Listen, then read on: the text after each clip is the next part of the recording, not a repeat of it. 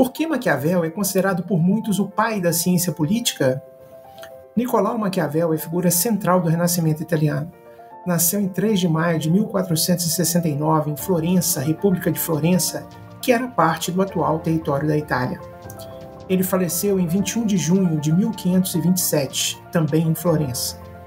Viveu em um contexto político complexo e tumultuado, marcado por instabilidade e conflitos, testemunhando as transformações da República Florentina e os desafios impostos pelas rivalidades entre as cidades-estados italianas e as potências estrangeiras.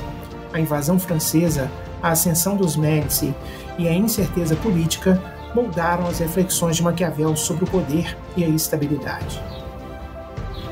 Maquiavel ocupou diversos cargos na chancelaria florentina. Foi um funcionário público habilidoso e um observador agudo, obtendo uma perspectiva privilegiada sobre os intrincados jogos de poder. Descobrir a melhor forma de governo capaz de dar expressão ao sonho de liberdade de um povo foi a obsessão de Maquiavel. Para isso, ele vai estudar a sociedade pela análise da verdade efetiva dos fatos humanos, sem perder-se em vãs especulações.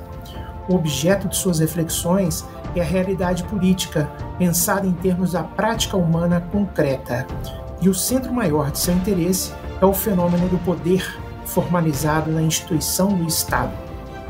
Não se trata de estudar o tipo ideal de Estado, mas compreender como as organizações políticas se fundam, se desenvolvem, persistem e decaem.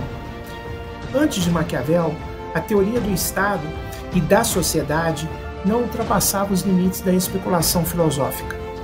Em Platão, Aristóteles, Tomás de Aquino e mesmo em alguns contemporâneos de Maquiavel, como Erasmo de Roterdã e Thomas Moros, o estudo desses assuntos vinculava-se à moral e constituía-se como teoria de ideais de organização política e social. Com Maquiavel, a política aparece distinta da moral e da religião. A política não é amoral, ela possui leis próprias que o político deve aplicar. Ou seja, a política e a moral diferem-se entre si pelos critérios de justificação e de avaliação das respectivas ações, resultando daí, como consequência, que aquilo que é obrigatório em moral não é necessariamente obrigatório em política e o que é lícito em política pode não ser lícito em moral. Portanto, existem ações morais que não são políticas e ações políticas que não são morais, pois o critério que leva a considerar uma ação política boa ou má é diverso do critério em que nos baseamos para considerar boa ou má uma ação de tipo moral.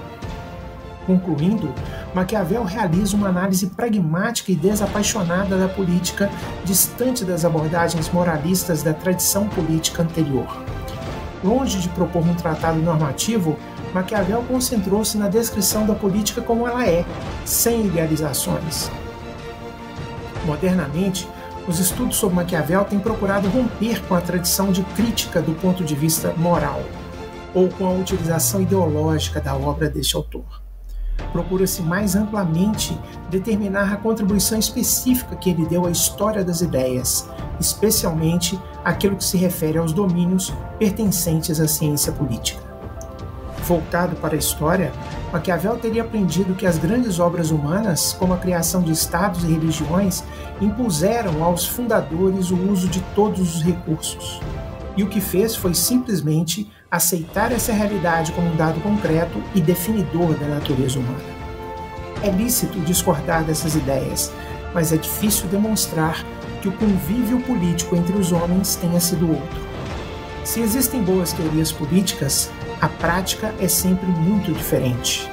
Maquiavel simplesmente fez da prática uma teoria. O enunciado brutal dos princípios do maquiavelismo com sua chocante amoralidade explicitaria a realidade interna do poder político. Isso talvez seja uma contribuição não pequena para a superação de qualquer amoralismo. Esse tipo de análise realista, fundada nos fatos, associado à separação entre a esfera da moral e da política, reconhecendo a política como um campo autônomo, fez Maquiavel ser reconhecido por muitos como o pai da ciência política moderna.